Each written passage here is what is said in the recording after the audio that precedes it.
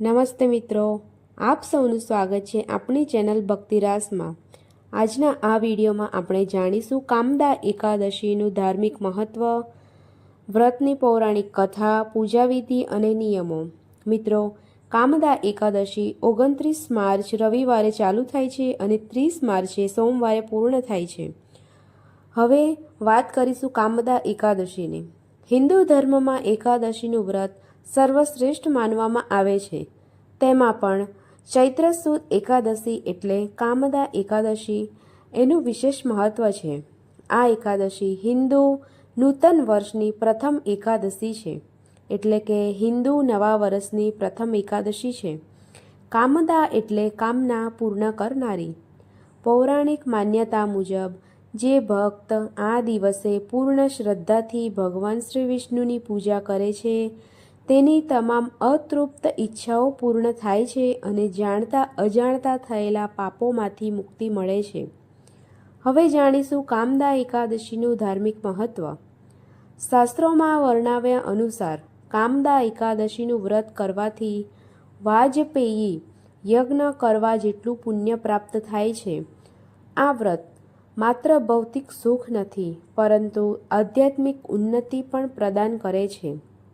સંસારના મોહ માયામાં ફસાયેલા મનુષ્યો માટે આ દિવસ આત્મશુદ્ધિનો અવસર છે।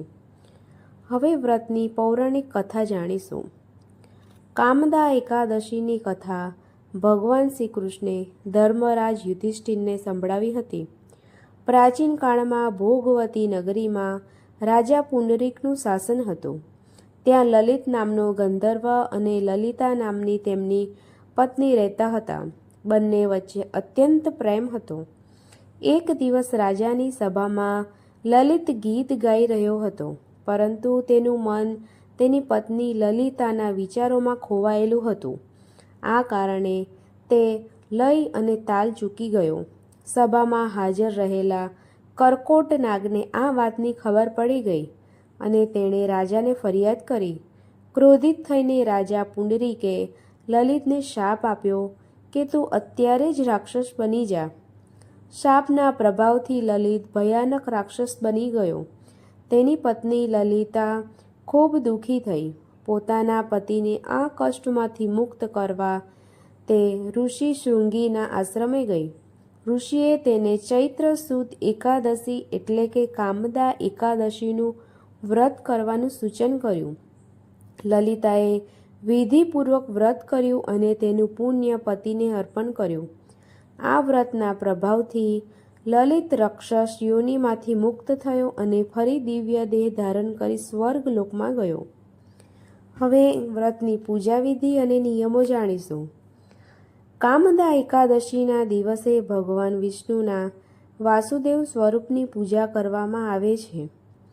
એકાદશીના દિવસે વહેલી સવારે ઉઠી સ્નાન કરી વ્રતનો સંકલ્પ લેવો।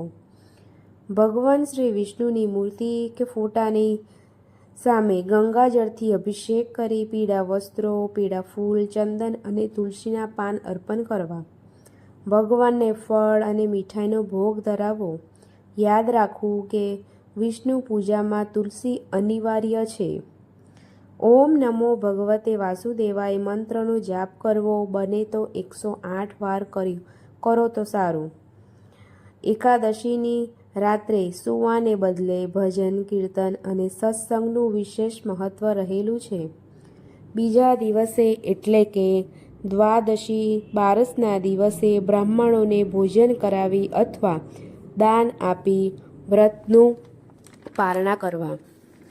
જે ભક્ત કામદા એકાદશીની કથા વાંચે છે અથવા સાંભળે છે તેને અશ્વમેઘ યજ્ઞનું ફળ મળે છે। જો તમને આ વિડીયો પસંદ આવ્યો હોય તો લાઈક કરો, શેર કરો અને ચેનલને સબસ્ક્રાઈબ કરવાનું ના ભૂલશો। જય શ્રી રામ, જય માતાજી।